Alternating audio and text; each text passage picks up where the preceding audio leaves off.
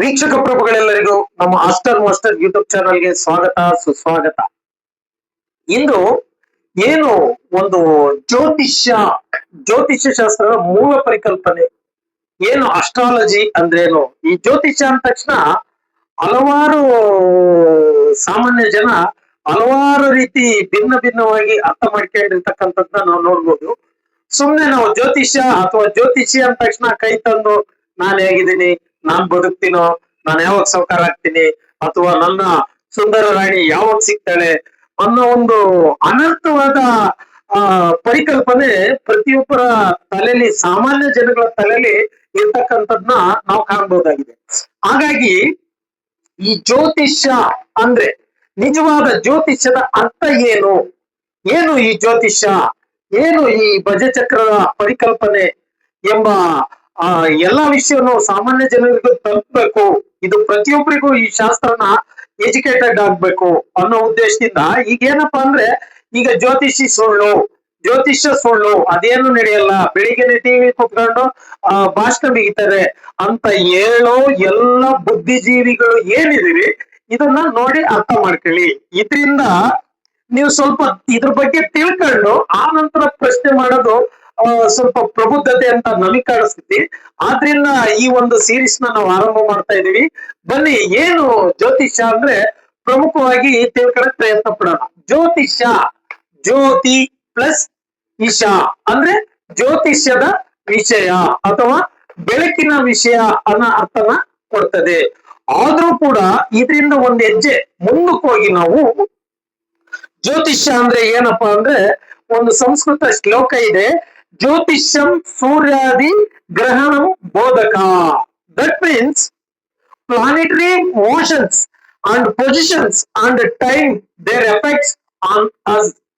ಅಂದ್ರೆ ಏನು ಈ ಆಸ್ಟ್ರಲ್ ಬಾಡೀಸ್ ಇದೆ, ಈ astral bodies effects of on human beings, ಪ್ರತಿಯೊಂದು ಈ ಖಗೋಳದಲ್ಲಿರ್ತಕ್ಕಂಥ ಗ್ರಹಗಳ ಪ್ರಭಾವ ಮನುಕುಲದ ಮೇಲೆ ಇದೆ ಅನ್ನೋ ಅರ್ಥನ ಇದನ್ನ ಕೊಡ್ತದೆ. ಆದ್ರೆ ಜ್ಯೋತಿಷ್ಯ ಅಂದ್ರೆ, ದ ಜ್ಯೋತಿಷ್ಯ called is astrology, it's a poor translation of the term jyotisha.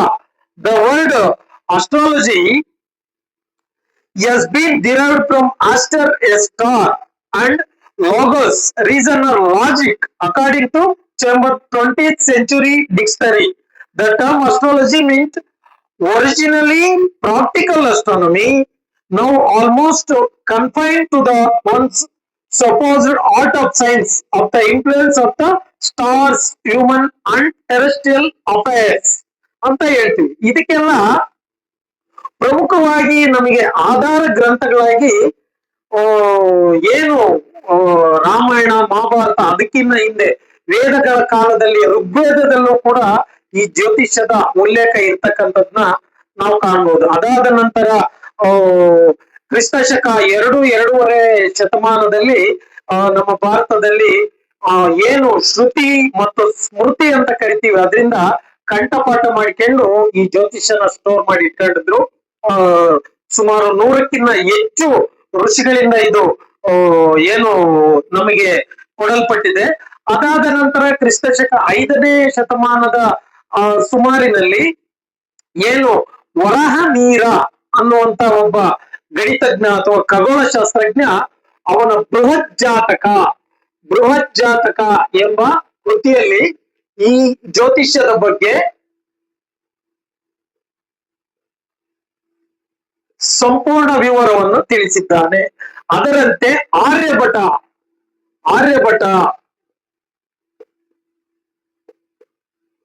ಇವನ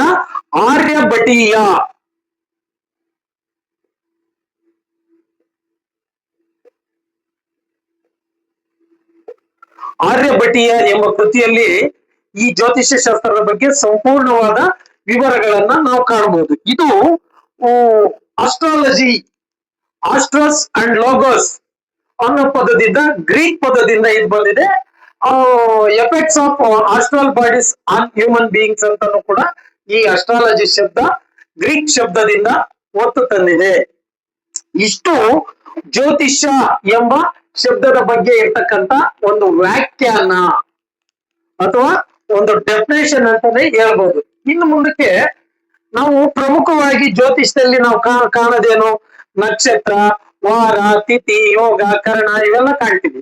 ಅದರಲ್ಲಿ ಪ್ರಮುಖವಾಗಿ ನಾವು ನಕ್ಷತ್ರ ಅನ್ನೋದನ್ನ ಸಮಯ ಅಂತ ಕರಿತೀವಿ. Time, it's A time.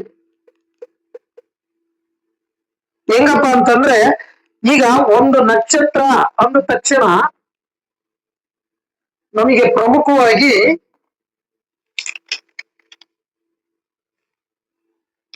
ನಾವು ಫಸ್ಟ್ ನಮ್ಮ ಭಾರತೀಯ ಸಂಪ್ರದಾಯದಲ್ಲಿ ಸಮಯ, ಈಗ ನಾವು ಅಂದ್ರೆ ಏನು ವೆಸ್ಟರ್ನ್ ಸಿಸ್ಟಮ್ ಅಲ್ಲಿ ಏನ್ ಮಾಡ್ತೀವಿ, 1 ಡೇ, 1 hour, 1 minute,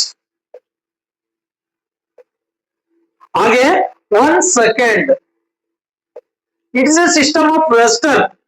ಪಾಶ್ಚಿಮಾತ್ಯ ರೀತಿಯಲ್ಲಿ ನಾವು ಒಂದು ದಿನನ ಅಥವಾ 1 ಗಂಟೆ, 1 ನಿಮಿಷ, 1 ಸೆಕೆಂಡ್ ಅನ್ನೋ ಒಂದು ಪರಿಕಲ್ಪನೆಯಲ್ಲಿ ನಾವು ಇದನ್ನ ನೋಡ್ತಾ ಬಂದಿದ್ವಿ. ಆದ್ರೆ ನಮ್ಮ ಭಾರತೀಯ ಸಂಪ್ರದಾಯದಲ್ಲಿ, ಭಾರತೀಯ ಹಿಂದೂ ಸಂಪ್ರದಾಯದಲ್ಲಿ, ಸನಾತನ ಸಂಪ್ರದಾಯದಲ್ಲಿ ಇದನ್ನ ನಾವು ಬೇರೆ ರೀತಿನೇ ಇದನ್ನ ಅಳತೆ ಮಾಡ್ತಾ ಬಂದಿದ್ದಾರೆ. ಅದರಲ್ಲಿ ಪ್ರಮುಖವಾಗಿ ನಮಗೆ 60 ತತ್ಪರ, 60 ತತ್ಪರ ಅಂದ್ರೆ 1 ಪರ,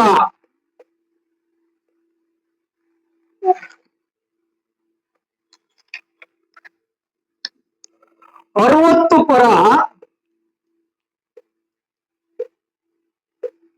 1 ವಿಲಿಪ್ತ.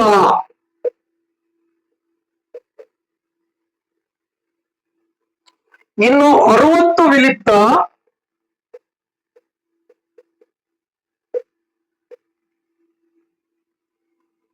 1 ವಿಗತಿ.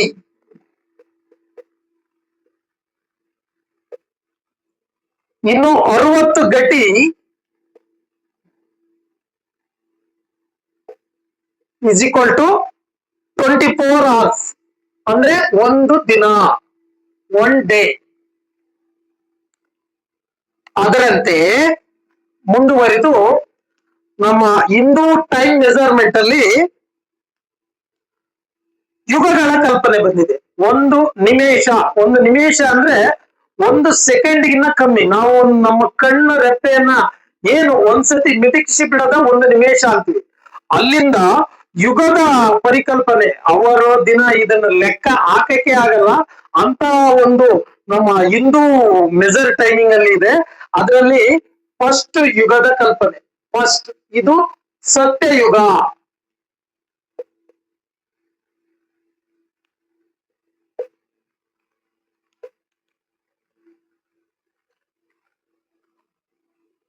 ಇದು 17,28,000 ದಿನನ ಒಳಗೊಂಡಿದೆ.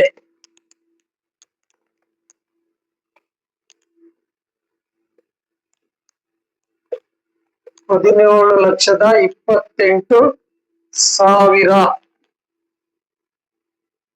ಇನ್ನು 2ನೇ ಯುಗ, ಅದು ತ್ರೇತಾಯುಗ.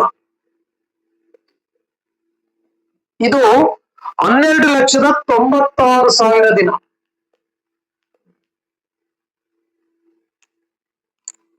ಇನ್ನು 3ನೇದು ದ್ವಾಪರ ಯುಗ.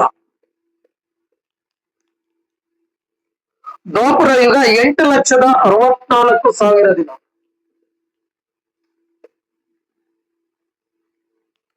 ಇನ್ನು ಕಲಿಯುಗ, 4ನೇ ಯುಗ ಕಲಿಯುಗ. ಇದರಲ್ಲಿ 4,32,000 ದಿನ.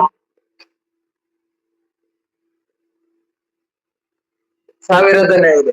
ಈಗ ನಾವು ಕಲಿಯುಗನ ನೋಡಿದ್ರೆ ಒಂದು 5,5,500 ದಿನಗಳು ನಮ್ ಕ್ಯಾಲೆಂಡರ್ ಅಲ್ಲಿ ಇದೆ. ಅಂತದ್ರಲ್ಲಿ ನಾವು ಇನ್ನು ಈ ಕಲಿಯುಗ ಕಳೆಯಕ್ಕೆ ಎಷ್ಟು ದಿನ ಕಾಯ್ಬೇಕು ನೀವೇ ಯೋಚನೆ ಮಾಡಿ. ಆನಂತರ ಈ 4 ಯುಗಗಳನ್ನು ಸೇರಿಸಿ ಒಂದು ಮಹಾಯುಗ ಅಂತ ಕರಿತೀವಿ. ಏನು ಈ ಟೋಟಲ್ 4 ಯುಗಾಸ್ ಇದಾವೆ, ಇದನ್ನೆಲ್ಲ ಸೇರಿಸಿ ಒಂದು ಮಹಾಯುಗ ಅಂತ ಕರಿತೀವಿ. ಇದನ್ನ ಒಂದು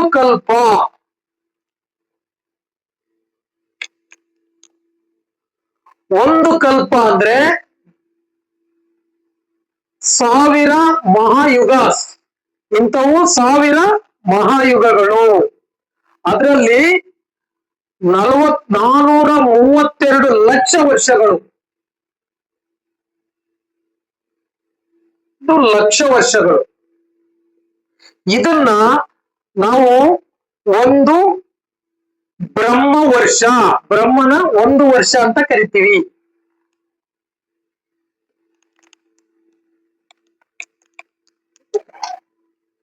ಒಂದು ಬ್ರಹ್ಮ ವರ್ಷ.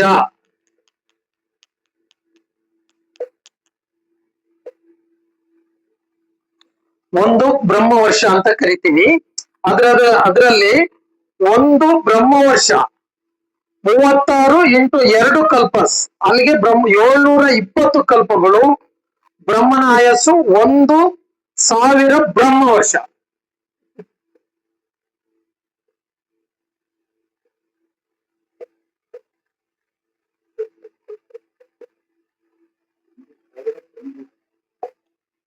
ಇಷ್ಟು ಈ ಸಮಯಕ್ಕೆ ಸಂಬಂಧಿಸಿದ್ದು. ಇದಿರ್ಲಿ, ಸಮಯ ಏನೇ ಇರ್ಲಿ, ನಮ್ಮ ಟಾಪಿಕ್ಗೆ ಇದು ಹೆಂಗ್ ಬರುತ್ತೆ ಅನ್ನೋದು ಒಂದು ಗೊತ್ತಾದ್ರೆ ಸಾಕು. ಈಗ ನೇರವಾಗಿ ನಾವು ಈ ನಕ್ಷತ್ರದ ವಿಚಾರಕ್ಕೆ ಬರೋಣ. ಇದರಲ್ಲಿ ಏನಾಗ್ತಿತ್ತಪ್ಪ ಅಂದ್ರೆ, ಈ ಏನು ಈ ಭಜಚಕ್ರ ಇದೆ, ಇದರಲ್ಲಿ ಲ್ಯಾಂಜಿಟ್ಯೂಡ್ಸ್ ಅಂಡ್ ಲ್ಯಾಟಿಟ್ಯೂಡ್ಸ್ ಇದರ ಆಧಾರದ ಮೇಲೆ ವಿಭಾಗ ಮಾಡಿದ್ದಾರೆ. 360 ಡಿಗ್ರಿ, ಏನು ಒಂದು ಇಡೀ ಬ್ರಹ್ಮಾಂಡನ 360 ಡಿಗ್ರಿಗೆ 12 ಭಾಗಗಳಾಗಿ ಭಾಗ ಮಾಡಿದ್ದಾರೆ. 12 ಈಕ್ವಲ್ 12 ಪಾರ್ಟ್ಸ್. ಈ 12 ಪಾರ್ಟ್ಸ್ ಅಲ್ಲಿ ಎವರಿ ಪಾರ್ಟ್ 30 ಡಿಗ್ರಿ ಆಗಿ, ಅಂದ್ರೆ ಇದರಲ್ಲಿ 30 ಡಿಗ್ರಿ ಒಂದೊಂದು ಪಾರ್ಟ್ ಬರ್ತದೆ. ಈಸ್ ಈಕ್ವಲ್ ಟು 12, ಇದು 360 ಡಿಗ್ರಿ ಆಗ್ತದೆ. ಈ 360 ಡಿಗ್ರಿಲಿ ಪ್ರತಿಯೊಂದು ನಕ್ಷತ್ರಗಳಿದಾವೆ. ಅದರಲ್ಲಿ ಒಂದು ದಿನನ 60 ಗಳಿಗೆ ಅಂತ ಹೇಳ್ತೀವಿ. ಅದರಲ್ಲಿ 60 ಗಳಿಗೆ ಇಸ್ ಈಕ್ವಲ್ ಟು 24 ಅವರ್ಸ್. ಅದ್ರ ಒಂದು ಗಳಿಗೆ ಅಂದ್ರೆ 24 ನಿಮಿಷ.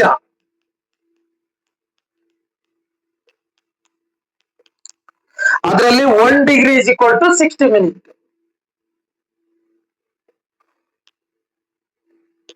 ಅದರಲ್ಲಿ 360 ಡಿಗ್ರಿ ಇಂಟು 4 ನಿಮಿಷ ಇಸ್ ಈಕ್ವಲ್ ಟು 1440 ನಿಮಿಷ. ಅಂದ್ರೆ ಒಂದು ದಿನ ಆಗಕ್ಕೆ ಸಂಪೂರ್ಣ ಸೂರ್ಯನ ಚಲನೆ ಒಂದು ದಿನ ಆಗಕ್ಕೆ 1440 ನಿಮಿಷ, ಅರ್ಥಾತ್ 24 ಗಂಟೆಗಳನ್ನ ತಾಳ್ತದೆ. ಇದರಲ್ಲಿ solar days and lunar days, ಚಾಂದ್ರಮಾಸ ಮತ್ತು ಸೌರಮಾಸ ಅಂತಲೂ ಕರಿತೀವಿ. ಸೌರಮಾಸ ಬಂದಾಗ 360 ದಿನ ಬರ್ತದೆ, ಚಾಂದ್ರಮಾಸ ಬಂದಾಗ 358 ದಿನ ಬರ್ತದೆ. 28 ದಿನಕ್ಕೆ ಅಲ್ಲಿ ಒಂದ್ ತಿಂಗಳು ಇದ್ ಮಾಡ್ತೀವಿ. ಇದೆಲ್ಲ ಟೈಮಿಂಗ್. ಸರಿ, ಇದರಲ್ಲಿ ಹೋರೋಸ್ಕೋಪ್ನ ಈಗ ಈ ಭಜಚಕ್ರನ ಹೆಂಗ್ ಬಂತು ಅಂತ ಗೊತ್ತಾಯ್ತು. ಏನು ಬ್ರಹ್ಮಾಂಡನ 12 ಭಾಗ ಮಾಡಿದ್ದಾರೆ, 360 ಡಿಗ್ರಿ, ಅದ್ರಾಗ 12 ಭಾಗದಾಗ 30 ಅದ್ರಾಗೆ ಒಂದೊಂದು ಭಾಗಕ್ಕೂ ಒಂದೊಂದು ಹೆಸರು ಕೊಟ್ಕೊಂಡು ಇದನ್ನ ಮೇಷರಾಶಿ ಅಥವಾ ಏರೀಸ್ ಅಂತ ಇಂಗ್ಲಿಷ್ ಅಲ್ಲಿ ಕರೆದ್ರು. ಇದನ್ನ ವೃಷಭ ರಾಶಿ ಟಾರಸ್, ಇದನ್ನ ಮಿಥುನ ರಾಶಿ ಜಮಿನೈ, ಇದನ್ನ ಕರ್ಕಾಟಕ ರಾಶಿ ಕ್ಯಾನ್ಸರ್, ಇದನ್ನ ಸಿಂಹ ರಾಶಿ ಲಿಯೋ, ಇದನ್ನ ಕನ್ಯಾ ರಾಶಿ ವರ್ಗೋ, ಇದನ್ನ ತುಲಾ ರಾಶಿ ಲಿಬ್ರಾ, ಇದನ್ನ ವೃಶ್ಚಿಕ ರಾಶಿ ಸ್ಕಾರ್ಪಿಯೋ, ಇದನ್ನ ಧನಸ್ಸು ರಾಶಿ ಸಾಜಿಟೋರಿಯಸ್, ಇದನ್ನ ಕ್ಯಾಪ್ರಿಕಾರ್ನ್ ಅಥವಾ ಮಕರ ರಾಶಿ, ಇದನ್ನ ಕುಂಭ ರಾಶಿ ಅಥವಾ ಅಕ್ವೇರಿಯಸ್, ಇದನ್ನ ಮೀನ ರಾಶಿ ಅಥವಾ ಪೈಸಸ್. ಭಜಚಕ್ರದ ಮೊದಲನೆಯ ಮನೆ ಏರಿಸ್, ಮೇಷರಾಶಿ. ನಕ್ಷತ್ರದ ಆರಂಭ ಇಲ್ಲಿಂದನೇ ಅಶ್ವಿನಿ ನಕ್ಷತ್ರದಿಂದ ಆರಂಭ ಆಗಿ ಒಂದು ರೇವತಿ ನಕ್ಷತ್ರದಲ್ಲಿ ಮೀನರಾಶಿಲಿ ಮುಗಿತೈತಿ. ಅದಕ್ಕೆ ನಾವು ಒಂದು ಜನಸಾಮಾನ್ಯರ ಬಾಯಲ್ಲಿ ಕೇಳಿದ್ವಿ, ಮೀನ ಮೇಷ ಯಾಕೆ ಎಣಿಸ್ತೀಯ ಅಂದ್ರೆ ಜ್ಯೋತಿಷ್ಯ ನೋಡ್ತೀಯಾ ಅನ್ನೋ ಒಂದು ಅರ್ಥನ ಕೊಡ್ತೈತಿ. ಈ ಮೇಷರಾಶಿಯಿಂದ ಮೀನರಾಶಿ ಕೊನೆಯ ರಾಶಿ ಆಗಿರ್ತದೆ. ಆಮೇಲೆ ಈ ಎಲ್ಲಾ ರಾಶಿಗಳಿಗೂ ಒಬ್ಬೊಬ್ಬ ಅಧಿಪತಿ ಇದ್ದಾರೆ, ಲಾರ್ಡ್.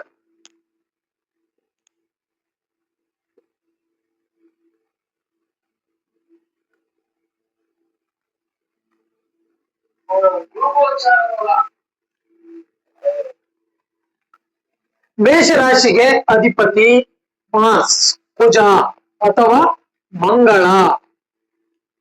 ವೃಷಭ ರಾಶಿಗೆ ಶುಕ್ರ. ಮಿಥುನ ರಾಶಿಗೆ ಬುಧ ಗ್ರಹ ಅಧಿಪತಿ ಆಗ್ತದೆ. ಹಾಗೆ ಕರ್ಕಾಟಕ ರಾಶಿಗೆ ಅಧಿಪತಿ ಚಂದ್ರ. ಸಿಂಹ ರಾಶಿಗೆ ನಿಮ್ಗೆಲ್ಲ ಗೊತ್ತು ಸೂರ್ಯ. ಕನ್ಯಾ ರಾಶಿಗೆ ಬುಧ ಗ್ರಹ. ಬುಧ ಗ್ರಹಕ್ಕೆ 2 ಮನೆಗಳು. ಶುಕ್ರ ಗ್ರಹಕ್ಕೂ ಕೂಡ ತುಲಾ ರಾಶಿಗೆ ಅಧಿಪತಿ. ಇದಕ್ಕೂ ಕೂಡ 2 ಮನೆಗಳನ್ನ ಭಜಚಕ್ರದಲ್ಲಿ ನಮ್ಮ ಋಷಿ ಮುನಿಗಳು ಕೊಟ್ಟಿರ್ತಕ್ಕಂಥದ್ದು. ಇನ್ನು ವೃಶ್ಚಿಕ ರಾಶಿಗೂ ಕೂಡ ಮಂಗಳ ಗ್ರಹ. ಮಂಗಳನಿಗೂ ಕೂಡ 2 ಮನೆಗಳನ್ನ ಅಧಿಪತಿಯಾಗಿ ನಾವು ಕೊಟ್ಟಿದ್ದೀವಿ. ಇನ್ನು ಗುರುಗ್ರಹ, ಧನುಸು ರಾಶಿಗೆ ಗುರು ಅಧಿಪತಿ. ಇನ್ನು ಮಕರ ರಾಶಿಗೆ ಶನಿ, ಕುಂಭ ರಾಶಿಗೂ ಶನಿ. ಶನಿಗೆ ವಿಶೇಷ ಸ್ಥಾನಮಾನವನ್ನು ನಮ್ಮ ಭಜಚಕ್ರದಲ್ಲಿ ಕೊಟ್ಟಿದ್ದಾರೆ. ಪಕ್ಕದಲ್ಲೇ 2 ಮನೆ 10 ಮತ್ತು 11ನೇ ಸ್ಥಾನವನ್ನು ಶನಿ ಗ್ರಹಕ್ಕೆ ಕೊಟ್ಟಿದ್ದೀವಿ. ಯಾಕೆ ಪಕ್ಕದಲ್ಲೇ ಕೊಟ್ಟಿದ್ದಾರೆ, ಯಾಕೆ ವಿಶೇಷ ಅನ್ನೋದ ಮುಂದಿನ ತರಗತಿಗಳಲ್ಲಿ ನೋಡೋಣ. ಹಾಗೆ ಮೀನ ರಾಶಿಗೂ ಕೂಡ ಗುರು ಅಧಿಪತಿ ಆಗ್ತಾನೆ. ಇಲ್ಲಿ ಚಂದ್ರ ಮತ್ತು ಸೂರ್ಯರಿಗೆ ತಲಾ ಒಂದೊಂದು, ಇನ್ನುಳಿದ ಗ್ರಹಗಳಿಗೆ ತಲಾ 2 ರಾಹುಕೇತುಗಳಿಗೆ ಯಾವುದೇ ಸ್ಥಾನಮಾನವನ್ನು ಕೊಟ್ಟಿರುವುದಿಲ್ಲ. ಆದ್ರೂ ಕೂಡ ಒಂದು ಏನು ಇವರ ಉಚ್ಚ ನೀಚ ಸ್ಥಾನದಲ್ಲಿ ಅವು ತಮ್ಮ ಸ್ಥಾನವನ್ನು ಪಡಿತವೆ. ಇದರಲ್ಲಿ ಮೇಷರಾಶಿ ಸೂರ್ಯನಿಗೆ ಉಚ್ಚ ಸ್ಥಾನ, ತುಲಾ ರಾಶಿ ನೀಚ ಸ್ಥಾನ. ಹಾಗೆ ಚಂದ್ರನಿಗೆ ವೃಶ್ಚಿಕ ರಾಶಿ ನೀಚ ಸ್ಥಾನ. ನಮ್ಮ ವೃಷಭ ರಾಶಿ ಉಚ್ಚ ಸ್ಥಾನ ಚಂದ್ರಗ್ರಹಕ್ಕೆ. ಹಾಗೆ ಇನ್ನ ಮುಂದಿನ ಗ್ರಹ ಬುಧ. ಬುಧ ಗ್ರಹಕ್ಕೆ ತನ್ನ ಸ್ವಂತ ಮನೆಯಲ್ಲಿ ಕನ್ಯಾ ರಾಶಿಲೆ ಉಚ್ಚ ಸ್ಥಾನವನ್ನು ಕೊಟ್ಟಿದ್ದಾರೆ. ಹಾಗೆ ಮೀನ ರಾಶಿಲಿ ನೀಚ ಸ್ಥಾನವನ್ನು ಕೊಟ್ಟಿದ್ದಾರೆ. ಇದಕ್ಕೆ ಸಪ್ರೇಟ್ ಇಷ್ಟಿಷ್ಟು ಡಿಗ್ರಿ, ಈಗ 360 ಡಿಗ್ರಿಲಿ ಯಾವ್ಯಾವ ಡಿಗ್ರಿಲಿ ಅದು ಉಚ್ಚ ನೀಚರ ಆಗ್ತದೆ ಅನ್ನೋದನ್ನ ಸಪ್ರೇಟ್ ಆಗಿ ಹೇಳ್ತಾ ಹೋಗೋಣ. ಈಗ ನೀವು ಸಹಜವಾಗಿ ಗಣಿತ ಜ್ಯೋತಿಷ್ಯದ ಬಗ್ಗೆ ಅತಿಯಾಗಿ ತಲೆ ಕೆಡಿಸ್ಕೊಳಂಗಿಲ್ಲ. ಯಾಕಪ್ಪ ಅಂದ್ರೆ ಹಲವಾರು ಸಾಫ್ಟ್ವೇರ್ಗಳು ಒಂದು ನಿಮ್ಮ ಬೆರಳ ತುದಿಯಲ್ಲಿ ಇದೆಲ್ಲ ಬರ್ತದೆ. ಹಂಗಾಗಿ ಗಣಿತ ಜ್ಯೋತಿಷಕ್ಕೆ ಅತಿಯಾಗಿ ತಲೆ ಕೆಡಿಸ್ಕೊಳ್ಳೋದ್ ಬೇಡ. ಇದೆಲ್ಲ ಯಾಕೆ ಬಂತು ಅನ್ನೋದನ್ನ ತಿಳ್ಕೊಂಡ್ರೆ ಫಲ ಜ್ಯೋತಿಷ್ಯದಲ್ಲಿ ನಿಮಗೆ ತುಂಬಾ ಈಸಿ ಆಗ್ತಕ್ಕಂಥದ್ದು. ಹಾಗೆ ಮಂಗಳ ಗ್ರಹ ನಮ್ಮ ಮಕರ ರಾಶಿಲಿ ಉಚ್ಚ ಸ್ಥಾನ ಮತ್ತು ಕಟಕ ರಾಶಿಲಿ ನೀಚ ಸ್ಥಾನವನ್ನು ಪಡಿತಕ್ಕಂಥದ್ದು. ಇನ್ನು ಗುರುಗ್ರಹ ನೀಚ ಸ್ಥಾನ, ಮಂಗಳ ಗ್ರಹ ಉಚ್ಚ ಸ್ಥಾನ, ಕಟಕ ನೀಚ ಸ್ಥಾನ. ಗುರು ಮಕರ ರಾಶಿಯಲ್ಲಿ ನೀಚ, ಕಟಕದಲ್ಲಿ ಉಚ್ಚ ಸ್ಥಾನವನ್ನು ಪಡಿತಕ್ಕಂಥದ್ದು ನೋಡಬಹುದು. ಶುಕ್ರ ಮೀನ ರಾಶಿಯಲ್ಲಿ ಉಚ್ಚ ಸ್ಥಾನ, ಕನ್ಯಾ ರಾಶಿಯಲ್ಲಿ ನೀಚ ಸ್ಥಾನವನ್ನು ಪಡಿತದೆ. ಹಾಗೆಯೇ ರಾಹು ಗ್ರಹವು ಈ ಮಿಥುನ ರಾಶಿಯಲ್ಲಿ ಉಚ್ಚ ಸ್ಥಾನವನ್ನು ಪಡಿತದೆ. ಮಿಥುನ ರಾಶಿಯಲ್ಲಿ ರಾಹು ಇದ್ರೆ ಅವರು ಒಂದು ಸರಿಯಾದ ಸ್ಟ್ರಾಂಗೆಸ್ಟ್ ಪರ್ಸನಾಲಿಟಿ ಅಂತ ಹೇಳ್ಬೋದು. ಹಾಗೆ ಕೇತು ಗ್ರಹವು ಧನುಸ್ಸು ರಾಶಿಯಲ್ಲಿ ಅಂತ ಇದರಲ್ಲಿ ವಿಭಿನ್ನ ಅಭಿಪ್ರಾಯಗಳಿದಾವೆ.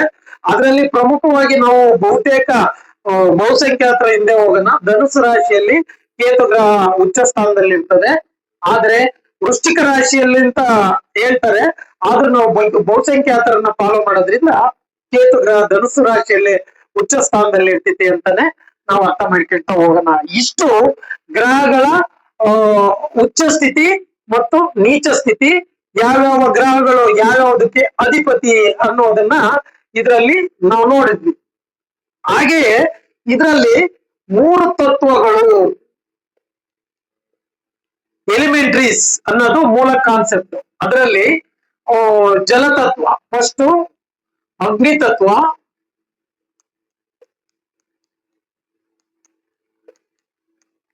ಫೈರಿ ಸೈನ್ಸ್ ಅಂತ ಕರಿತೀವಿ. ಇದರಲ್ಲಿ ಫೈರಿ ಸೈನ್ಸ್ ಬಂದ್ಬಿಟ್ಟು ಮೇಷರಾಶಿ, ಸಿಂಹರಾಶಿ ಮತ್ತು ಧನುಸ್ಸು ರಾಶಿ, ಇವನ್ನ ಫೈರಿ ಎಲಿಮೆಂಟರಿ ಸೈನ್ಸ್ ಅಂತ ಕರಿತೀವಿ. ಇನ್ನು ಜಲತತ್ವ, ಜಲತತ್ವದ ರಾಶಿಗಳು ಕರ್ಕಾಟಕ, ವೃಶ್ಚಿಕ ಮತ್ತು ಮೀನರಾಶಿ. ನೋಡಿ, ಜಲತತ್ವ ಅಂದ ತಕ್ಷಣ ಕರ್ಕಾಟಕ ರಾಶಿಲಿ ಏಡಿ ಇದೆ, ಏಡಿಯಲ್ಲಿ ಇರ್ತೈತಿ, ನೀರಲ್ಲಿ ಇರ್ತೈತಿ. ಇನ್ನು ವೃಶ್ಚಿಕ ಚೇಳು, ಒತ್ತದಲ್ಲಿದ್ರು ಅಲ್ಲಿ ಚಂದ್ರ ನೀಚನಾಗ್ತಾನೆ, ಏನು ವಾಟರ್ ಎಲಿಮೆಂಟ್ ತುಂಬಾನೇ ಕಡಿಮೆ ಇರುತ್ತೆ ಅನ್ನೋ ಒಂದು ಇದನ್ನ ಸೂಚಿಸುತ್ತೆ, ಬೆವರಷ್ಟೇ.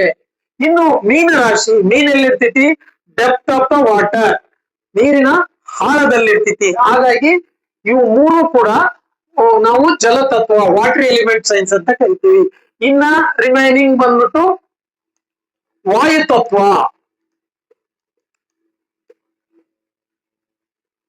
ವಾಯುತತ್ವದ ರಾಶಿಗಳು, ಏರಿ ಎಲಿಮೆಂಟ್ಸ್. ಅದರಲ್ಲಿ ಪ್ರಮುಖವಾಗಿ ವಾಯುತತ್ವದಲ್ಲಿ ಬರ್ತಕ್ಕಂಥದ್ದು ಜಮಿನೈ, ಆಮೇಲೆ ಕುಂಭರಾಶಿ, ತುಲಾರಾಶಿ, ಇವು 3 ವಾಯುತತ್ವದಲ್ಲಿ ಬರ್ತಕ್ಕಂಥದ್ದು. ಇನ್ನ 4ನೇದು ಭೂತತ್ವದ ರಾಶಿಗಳು. ಈ ಭೂತತ್ವದ ರಾಶಿಗಳಲ್ಲಿ ಕನ್ಯಾ ರಾಶಿ, ವೃಷಭ ರಾಶಿ ಮತ್ತು ಮಕರ ರಾಶಿ, ಇವನ್ನ ಅರ್ಥಿ ಎಲಿಮೆಂಟರಿ ಸೈನ್ಸ್ ಅಂತ ಕರಿತೀವಿ. ಇಷ್ಟು ಅಂಶಗಳನ್ನ ನಾವು ಏನು ತಳಪಾಯ, ತಳಹದಿಯಾಗಿ ತಿಳ್ಕೊಳ್ಳೋದು ಉತ್ತಮ. ಆ ನಂತರ ಮುಂದಕ್ಕೆ ನೆಕ್ಸ್ಟ್ ಕ್ಲಾಸ್ ಅಲ್ಲಿ ನಾವು ಏನೇನೋ ಇದರಲ್ಲಿ ತ್ರಿಕೋಣ, ಕೇಂದ್ರ ಸ್ಥಾನಗಳು, ಎಲ್ಲ ವಿಷಯದ ಬಗ್ಗೆ ಚರ್ಚೆ ಮಾಡ್ತಾ ಹೋಗೋಣ. ಇದರಲ್ಲಿ ಪ್ರಮುಖವಾಗಿ ಇದು ಇವತ್ತಿನ ಕ್ಲಾಸ್ ಅಲ್ಲಿ ಬೇಸಿಕ್ ಆಗಿ ಇಷ್ಟು ಬೇಕು. ಈ ವಿಡಿಯೋ ಇಷ್ಟವಾಗಿದ್ರೆ ದಯವಿಟ್ಟು ಲೈಕ್ ಮಾಡಿ, ಶೇರ್ ಮಾಡಿ, ಪ್ರೋತ್ಸಾಹಿಸಿ. ನಿಖರ, ಸ್ಪಷ್ಟ, ಸಾರ್ವಕಾಲಿಕ, ಸತ್ಯವಾದ ಜ್ಯೋತಿಷ್ಯ ವಿಷಯಗಳಿಗೆ ಸದಾ ನಮ್ಮ ಮಾಸ್ಟರ್ ಯೂಟ್ಯೂಬ್ ಚಾನಲ್ ಅನ್ನೇ ವೀಕ್ಷಿಸಿ. ನಮಸ್ಕಾರ.